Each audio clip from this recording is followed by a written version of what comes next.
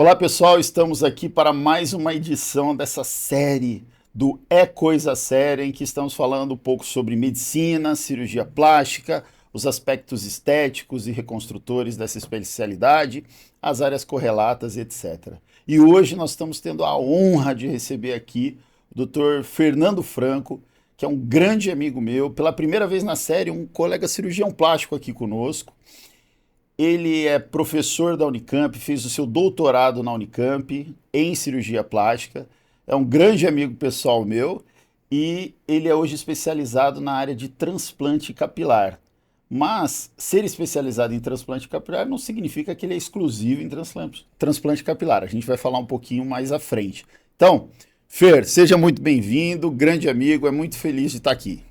Obrigado, Juliano, obrigado mais uma vez pelo convite. Eu acho que a gente conseguiu aí unir as agendas, que é uma agenda bastante cheia, tanto a sua quanto a minha. Queria agradecer então mais uma vez a todos aqui pelo convite e me apresentar rapidinho. Eu sou cirurgião plástico, há 15 anos atuo aqui na cidade de Campinas. Estou aqui desde 2008 e fiz meu doutorado na Unicamp em 2012, concluindo com bastante louvor em relação a complicações de lipoaspiração, que é algo que a gente vai comentar um pouco aqui hoje, né, Ju? E obrigado, cara, mais uma vez aí do convite. Eu acho que a gente está juntando aí dois grandes entusiastas da cirurgia plástica. Legal, a gente está naquela fase, né, Fer, que a gente não é tão jovem que começou agora, pelo contrário, a gente já tem aí mais de 15 anos de estrada e também não está tão avançado assim que a gente não esteja tão próximo das inovações tecnológicas e etc. Por isso a gente está bem robusto aí para poder discutir um pouquinho. Fala um pouquinho sobre a área de transplante capilar e essa correlação com a cirurgia plástica em geral. Bom, vamos lá então. A cirurgia capilar, ela andou em paralelo com a minha especialização na área de cirurgia plástica. Eu comecei a acompanhar um colega no ano de 2010 e a partir do ano 2012 comecei a fazer os tratamentos sozinho.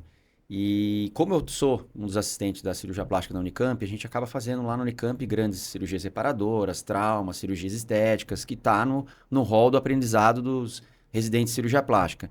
Graças a Deus, com muito orgulho, eu posso falar que já formei mais de 20 cirurgiões plásticos que atuam aqui na cidade de Campinas e por todo o Brasil.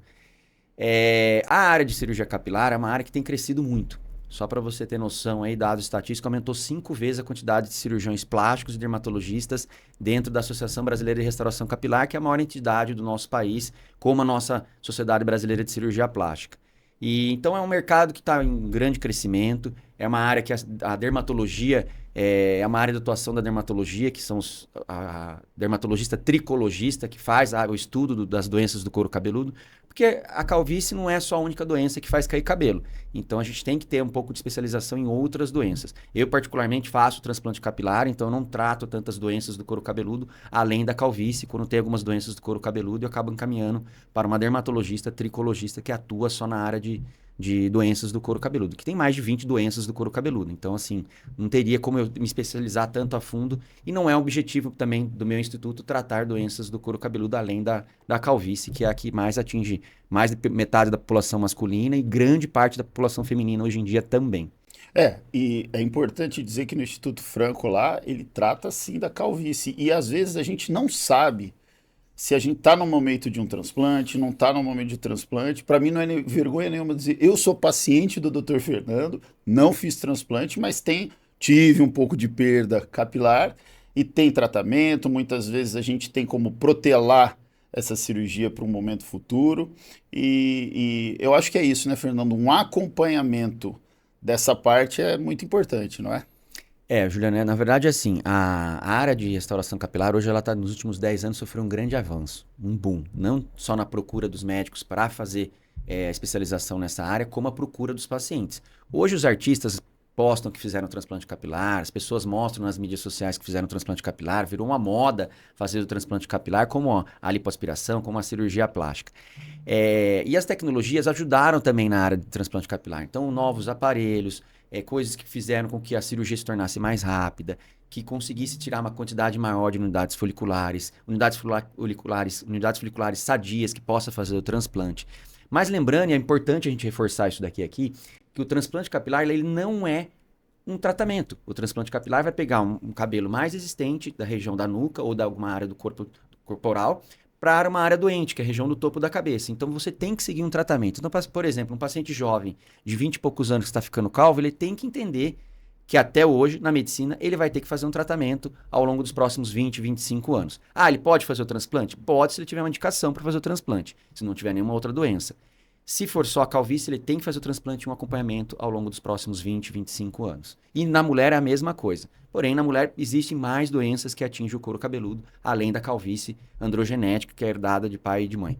Isso está sendo muito ventilado na mídia e tudo mais, e como você falou, as técnicas e as tecnologias têm avançado na área de tricologia e na área de restauração capilar, que é, na verdade, muita gente fala implante capilar de forma errada, né?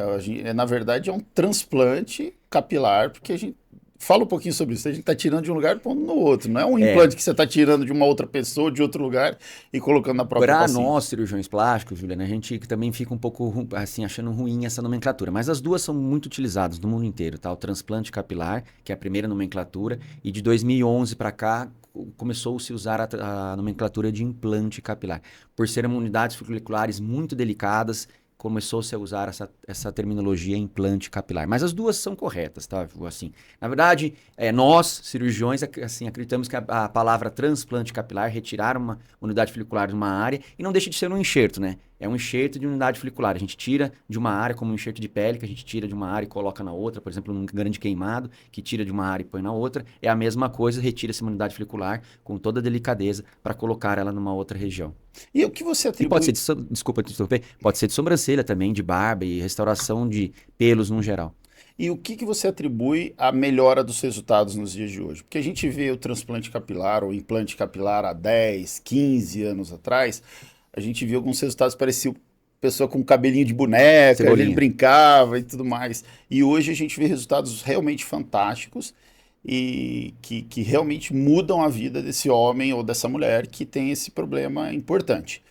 A que você atribui essa melhora de resultados nos últimos anos? Esse avanço, Juliano, se dá principalmente à técnica.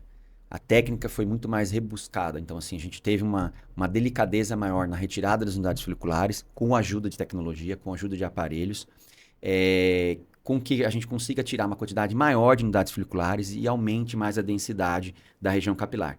A técnica FUT, que seria aquela técnica com corte, ela consegue tirar uma quantidade de unidades foliculares. Quando a gente raspa o cabelo ou faz fui long hair, a gente consegue tirar uma quantidade de cabelos maior da região doadora. Que vai depender muito da densidade da região doadora, vai depender muito de paciente para paciente, como qualquer outra cirurgia plástica. Então, assim, é individual esse resultado. Não dá para a gente prometer resultado para todos os pacientes. Vai depender muito da área doadora desse paciente e da área calva.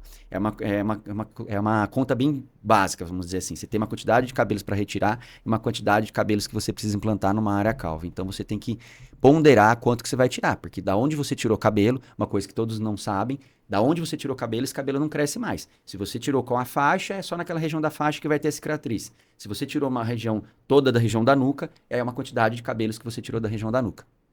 Legal. Assim como no transplante capilar, no implante capilar, na tricologia, a tecnologia avançou muito nas diversas áreas correlatas da cirurgia plástica. Então, por exemplo, na lipoaspiração, a gente teve nos últimos anos, a gente pode dizer aí de 2015 para cá, uma grande revolução na cirurgia do contorno corporal. Então, antes a gente tinha a lipoaspiração com os aparelhos exclusivamente para a retirada de gordura, e a gente passou a ter uma evolução disso. Então, hoje a gente trata não só a gordura, mas a emulsificação dessa gordura. E a gente busca hoje, com a lipoaspiração, não é mais um tratamento de tirar a gordura do paciente. É um tratamento que a gente busca melhorar o aspecto muscular do paciente, da gordura e também da pele do paciente, que a gente busca hoje em dia uma retração de pele. O que você tem pensado nessa revolução da lipoaspiração? Como você tem acompanhado isso no trato com os seus pacientes? Vamos lá. Juliano, eu acho assim, você, como eu comentei, é um entusiasta da cirurgia plástica, admiro muito o seu trabalho, acompanho muito você há muitos anos, até pela nossa amizade. E realmente, né, hoje a gente tem a tecnologia andando em paralelo com nós, cirurgiões plásticos, acho que com a nossa experiência, a gente vai adquirindo esse conhecimento. É óbvio que a indústria, ela procura jogar no mercado muita tecnologia e a gente, com a nossa experiência, saber qual é a tecnologia melhor para cada paciente e qual a gente se adapta melhor. Eu estava comentando aqui do cabelo, assim, a cirurgia robótica. A cirurgia robótica na área capilar, ela não ganhou tanta notoriedade, pelo custo, pelas dificuldades do robô, enfim. Nas outras áreas da medicina, o robô veio, assim, com um crescimento avassalador, na urologia, por exemplo, enfim. Para nós, a gente tem que ponderar muito qual que é a melhor tecnologia e não ficar dependente da tecnologia. Eu acho que, assim, a gente, como a nossa experiência, a gente tem que tatear qual que é a melhor tecnologia, saber indicar para cada paciente e não ficar dependente, ter a tecnologia e acabar indicando para todos os pacientes. Não são todos os pacientes que vão ter a indicação da tecnologia. E aí avaliar a qualidade da pele, indicação, conversar muito com o paciente, explicar que a tecnologia vai depender muito de quem está utilizando. E não assim, só a tecnologia, eu vou procurar na internet, quem tem a tecnologia, eu vou lá nele. Não, acho que não é bem assim, a pessoa tem que saber. De tecnologia temos muitas, né, Juliana? A gente tem aí laser, argoplasma, renúvel, sem nenhum conflito de interesse, tá, pessoal? Acho que a gente tem várias tecnologias e aí, de acordo com cada cirurgião plástico, indicar a melhor para o paciente. Eu acho interessante quando a gente fala não temos nenhum conflito de interesse, vale a pena explicar que quando a gente está abordando alguns nomes comerciais nessa conversa, nesse local, isso implica, eu não tenho conflito de interesse, nem o Dr. Fernando, isso implica que a gente não é speaker de nenhuma marca, a gente não é defensor de nenhuma marca, a gente escolhe o que é melhor para o nosso paciente, independente de qualquer interesse comercial por trás disso. Eu não sou vendedor de máquina, eu sou um cirurgião querendo oferecer o melhor para o meu paciente. Então, é só para a gente contextualizar o que é não temos conflito de interesse. E eu acho que é importante o que você falou quando a gente pensa na indicação do paciente. Quando a gente fala, nós temos uma Ferrari na mão, precisa saber se o cara consegue ou tem experiência para dirigir uma Ferrari na mão. Senão a gente vê aqueles acidentes ali por descuido da pessoa. Não estamos falando de velocidade, mas por descuido, por inexperiência com a máquina. Então, o que eu acho que é importante a gente ter definido é conhecer a tecnologia que a gente está utilizando e fazer inicialmente com mais parcimônia para evitar as complicações, evitar os problemas que podem advir das tecnologias. E experiência, né, Juliana? A gente tem que entender que existe uma curva de aprendizado. Existe uma análise de resultados, como tudo na medicina, né? A gente teve a experiência grande agora da vacina com relação à pandemia, né? Aquelas coisas, pessoas a favor, contra, se vai ter alguma complicação em relação à vacina no futuro. E a mesma coisa com a tecnologia na área de cirurgia plástica. Eu acho que a gente tem que ponderar, a gente tem que absorver essas tecnologias que estão chegando, utilizá-las com parcimônia, como você comentou, e, de acordo com cada caso, indicar a melhor tecnologia. Pode ser que hoje a melhor tecnologia seja, por exemplo, uma com gás, com argônio, enfim, ou outras com laser, e assim, isso vai mudando, as coisas vão evoluindo, né? A medicina vai evoluindo. E ciência é isso, né? Ciência é isso. Ciência na área médica é evolução, é follow-up, é ver o resultado a longo prazo, é ver se isso daí não vai ter um grande benefício, se não é só um benefício muito recente, e acompanhando todos os nossos resultados. Né? Por isso que é importante a indicação do paciente e adequar a realidade que a gente pode oferecer à expectativa do paciente. É muito comum a gente falar isso, e é muito importante a gente explicar que muitas vezes o que o paciente espera não é o que a gente pode entregar. E muitas vezes o que a gente pode entregar pode surpreender o paciente até positivamente. Mas esse ajuste de expectativa é o mais importante. Como a Lipo HD, né, Juliano? Comenta aí um pouco. Como a Lipo HD. Então, muitas vezes, a gente fala, doutor, o que é a Lipo HD? É um conjunto de táticas e técnicas cirúrgicas em que a gente delimita as áreas da pele daquele paciente que tem um músculo por trás. Então, muitas vezes eu digo, no abdômen, por exemplo, é como se fosse uma tela que vai espelhar a musculatura que o paciente tem. Então, não adianta a gente criar linhas que o paciente não tenha para que aquilo fique um resultado artificial. Então, a gente sempre busca delimitar sim, demarcar levemente as suas linhas, mas linhas que já existam no paciente. Então não adianta nada a gente fazer uma lipoaspiração de alta definição, ou lipo HD, lipo de definição, sem ter uma participação ativa do paciente no pré-operatório, na recuperação da cirurgia e principalmente no pós-operatório. E a graciosidade disso é mostrar que o paciente combina com aquilo, né? E não uma paciente que não combina o biotipo dela com um abdômen em alta definição. E principalmente, gente, é o acompanhamento. Se não é uma paciente que ela é sedentária, que ela não faz atividade física, não tem por que a gente produzir um abdômen HD, um abdômen com alta definição, com aqueles músculos todos avantajados, e ela não for acompanhar isso ao longo do tempo, porque ao longo do tempo isso vai ficar feio. E aí vai sim até denigrir com a imagem do cirurgião plástico. Com o resultado depois de 6 meses, 1 ano, 2 anos, se a paciente não fez um acompanhamento muito próximo com o cirurgião plástico, com o nutricionista, com a academia, com o seu personal, para manter aquilo ali, né? Com certeza. É exatamente o que o Dr. Fernando falou. A cirurgia plástica, ela não é um fim, ela é um meio. Ela é mais um instrumento para a sua saúde, para a sua estética, para a sua realização pessoal. Então não adianta falar assim, eu não estou conseguindo emagrecer, vou fazer uma cirurgia plástica. Eu não estou conseguindo ter os meus músculos definidos na academia, eu vou fazer uma plástica. Não, a plástica é mais um instrumento e mais um caminho para você chegar ao seu objetivo final, que é ter um corpo agradável, olhar no espelho e se sentir bonito ou bonita, se sentir agradável ou não. Então, eu acho que essa é sempre a nossa meta, né?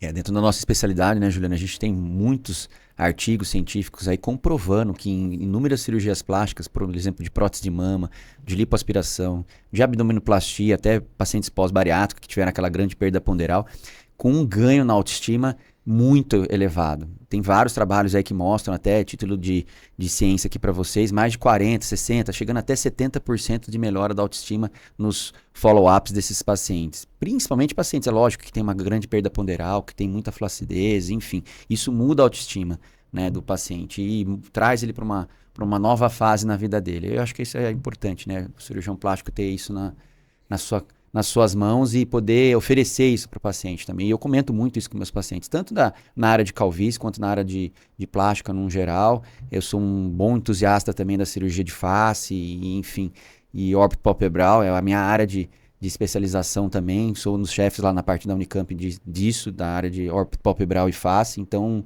a gente procura...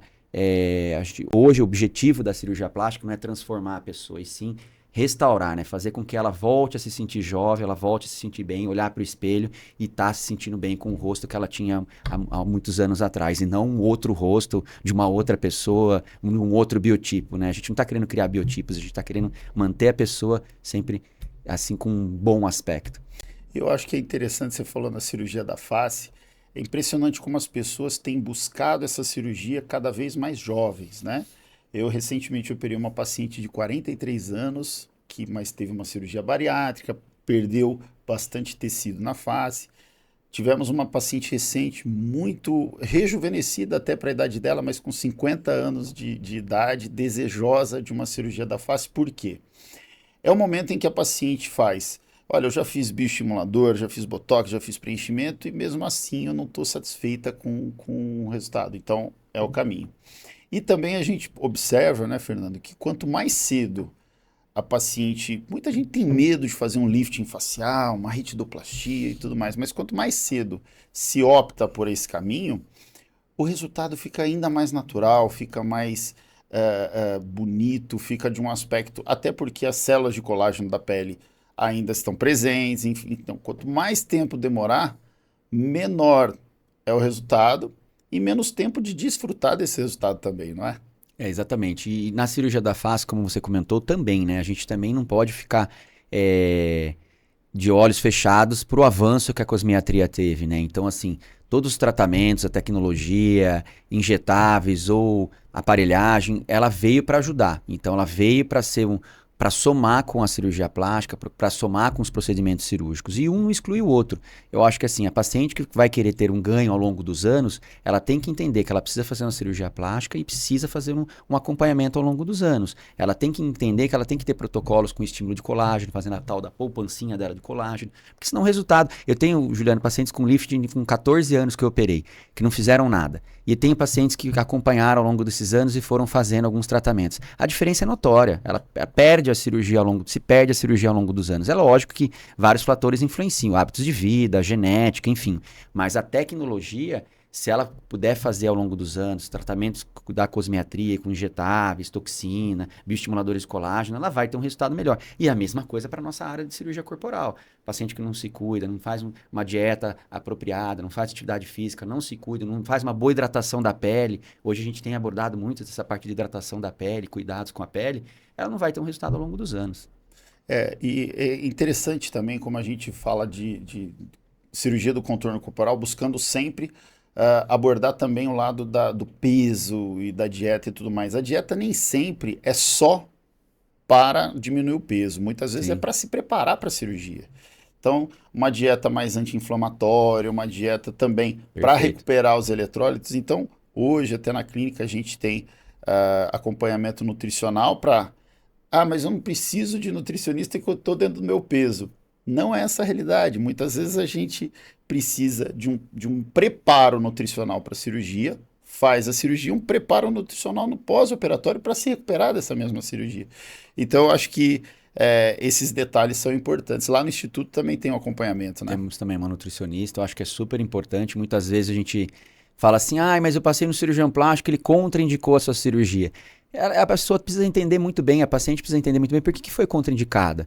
Se ela tinha um risco para a cirurgia muito aumentado, com comorbidades, para evitar essa cirurgia, que daí a gente vai avaliar risco-benefício, mesmo porque nós estamos falando de pacientes, na grande maioria, pacientes saudáveis, sem grandes comorbidades, que contraindiquem uma cirurgia plástica, mas para ele fazer um acompanhamento com o seu nutricionista ali no pós-operatório, para ter esse segmento e um resultado melhor. Você com certeza, Juliano, sabe, como eu também, que a gente teve resultados de pacientes que passaram alguns anos que ficaram melhores do que a gente deixou. Quer dizer, porque essa paciente se cuidou, mudou a autoestima dela, ela começou a se preocupar mais com o corpo dela, e aí o benefício é muito prazeroso para nós, né? Sem dúvida. Ontem eu recebi uma paciente, não vou falar o sobrenome, mas vou falar o primeiro nome, Tati.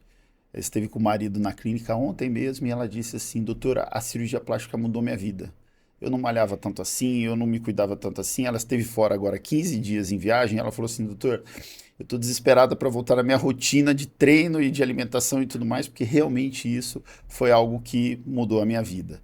E eu costumo dizer que a gente tem no Brasil algumas áreas, em geral, em que o Brasil é líder no mundo. Então, futebol, estamos meio mal, mas a gente sempre foi, ainda é o pentacampeão lá, respeitado, né? né, no mundo inteiro.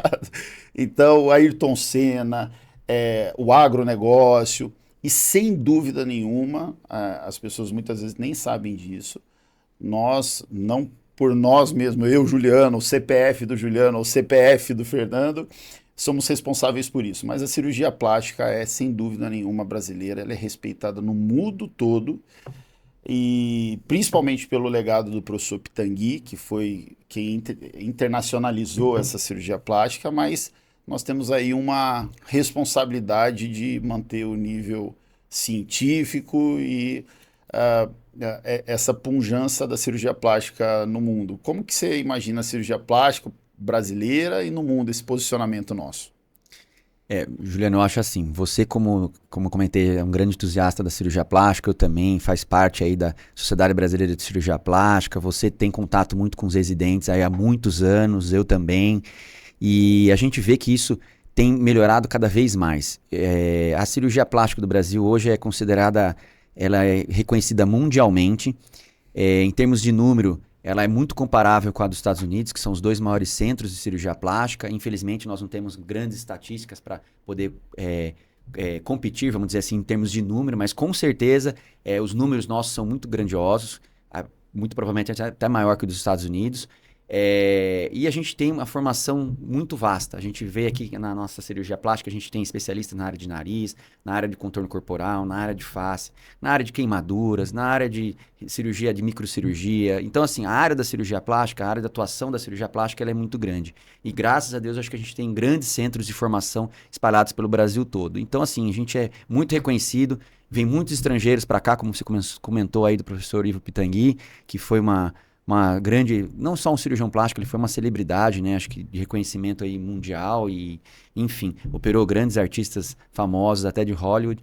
E eu acho que a gente tem que pensar nisso, que a cirurgia plástica do Brasil, a gente tem que bater no peito, ela é muito reconhecida. E temos por que ser reconhecido, porque temos bons resultados. Cirurgiões plásticos, mas antes de cirurgiões plásticos, nós somos cirurgiões gerais, antes de cirurgiões gerais médicos, eu sempre tenho essa frase, acabo repetindo ela, mas somos seres humanos. E Dr. Fernando, pai da Martina, recém-vinda nesse mundo, tá super feliz aí, uma gracinha, coisa mais linda do mundo. E como que juntar esses dois mundos, o mundo profissional com o paizão da Martina, o marido, como é que é esse novo mundo para você? Conta um pouquinho dessa parte. Bom, vamos lá. Eu acho que você tá. Sem chorar, hein, meu? Você tocou num ponto que eu acho que é importante. A gente, além de tudo que a gente faz, de todo o nosso trabalho, né? Você também, como é um bastante workaholic, a gente trabalha muito, fica até tarde no consultório, a gente dá total atenção para os nossos pacientes, a gente procura estar lá presente em todos os momentos do nosso paciente, em toda a jornada do nosso paciente. A gente acaba abdicando um pouco da nossa família. Mas para mim a palavra família ela se resume numa palavra, é o alicerce. É a nossa fonte inesgotável de energia. Eu acho que se a gente quer ter energia para continuar trabalhando, para sempre estar vencendo em todas as nossas batalhas, a gente tem batalhas na nossa vida profissional, com certeza, né? A gente tem funcionários, a gente tem problemas como qualquer outro profissional.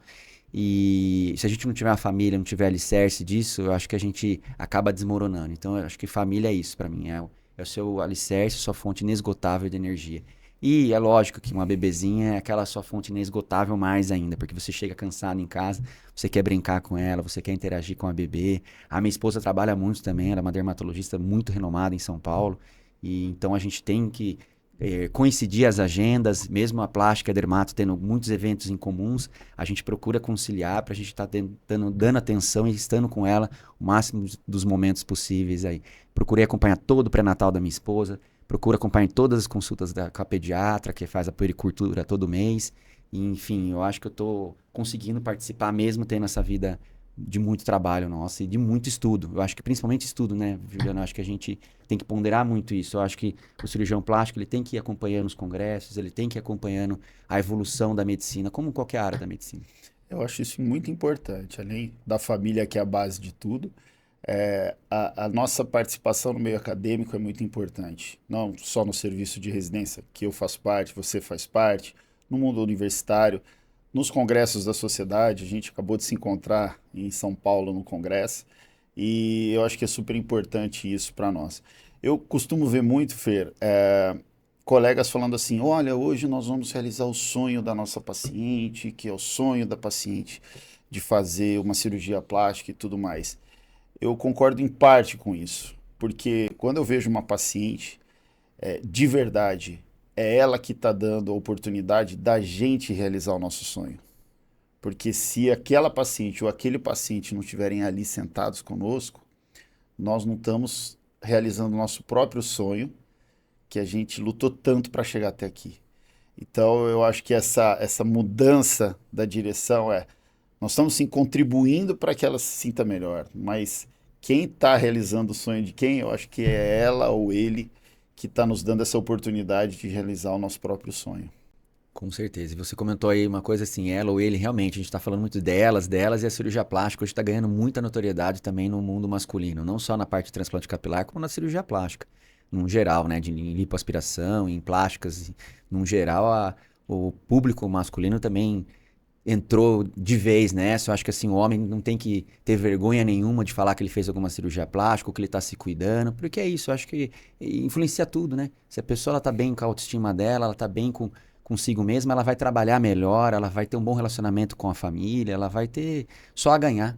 E o que é bacana, até pouco tempo atrás, o homem não comentava se fizesse uma cirurgia. Hoje, o homem vai, raspa o seu cabelo e fica ali com os implantes novos dele, faz a lipo, vai pra praia, posta foto, marca a gente.